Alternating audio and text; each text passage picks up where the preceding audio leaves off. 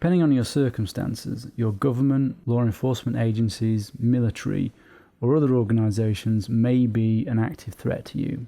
The extent to which you should concern yourself with these types of threat agencies vary individual to circumstance, and you may not care at all what your government gets up to online, which means you can pretty much ignore this section. But you might, for example, be a political dissident opposing human rights violations in your country. You could be a homosexual in a country where that's a crime punishable by death, or a journalist with a sensitive package that you need to send, or just a regular concerned citizen who would like their activities and personal information to stay out of the hands of their government. It is clear from the Edward Snowden revelations and other whistleblowers that active mass surveillance is happening across many countries, if not most countries, plus active attempts to hack targets to gather information. An agreement does exist between the United Kingdom, United States, Australia, Canada and New Zealand to cooperatively collect, analyse and share intelligence. This agreement is referred to as the UK-USA agreement. These members are known as the Five Eyes. Their focus is to gather and analyse intelligence globally, which includes using the internet for mass surveillance.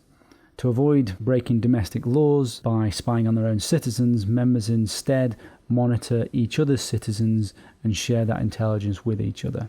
The Five Eyes cooperate with other third-party countries to share intelligence too, forming two other groups. These are referred to as the 9 Eyes and the 14 Eyes. The Five Eyes and these third-party countries can and do spy on each other. The 9 Eyes are Denmark, France, Netherlands and Norway.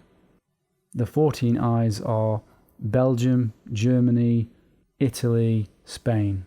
Billions of dollars per year is spent by agencies such as the NSA, GCHQ, FBI to develop, purchase, implement and operate systems for surveillance. Examples are Carnivore, Echelon and Narus Insight, used to intercept and analyse the immense amounts of data that traverse the internet and telephone systems.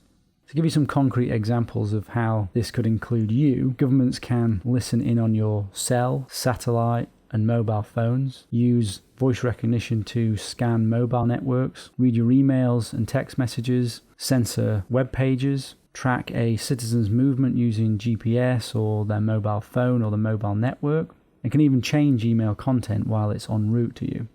They can secretly turn on webcams built into personal computers, turn on microphones in mobile and cell phones that are not in use, and all this information is filtered and organised on such a massive scale that it can be used to spy on every person in an entire country. And actually, there's a new facility known as the Utah Data Center, which has been built for storing the enormous amounts of data. The planned structure provides 1 to 1.5 million square feet. It's projected to cost somewhere between $1.5 and $2 billion. The completed facility is expected to require 65 megawatts of electricity, costing about $40 million per year. An article by Forbes estimated the storage capacity as being between 3 and 12 exabytes. And a popular expression claims that all words ever spoken by human beings could be stored in approximately 5 exabytes of data. According to Wired magazine, the data center is alleged to be able to process all forms of communication, including the complete contents of private emails, cell and mobile phone calls, and internet searches, as well as all types of personal data trails, parking receipts, travel itineraries, bookstore purchases, and other digital pocket litter.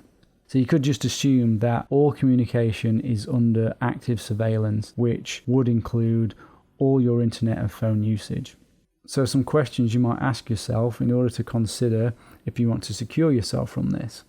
Do you do anything online that you wouldn't like to be kept on the record and made public? Will the many organizations, companies, and individual people that can view and process this personal data always have your best interests at heart and for all time? Will they keep this data safe and secure? Do you want your government monitoring your internet use? Does mass surveillance increase the security of your nation and improve society? And is mass surveillance worth the price of losing personal privacy? Your opinions will vary, and so therefore will your requirements for the types of security you need to maintain your privacy online.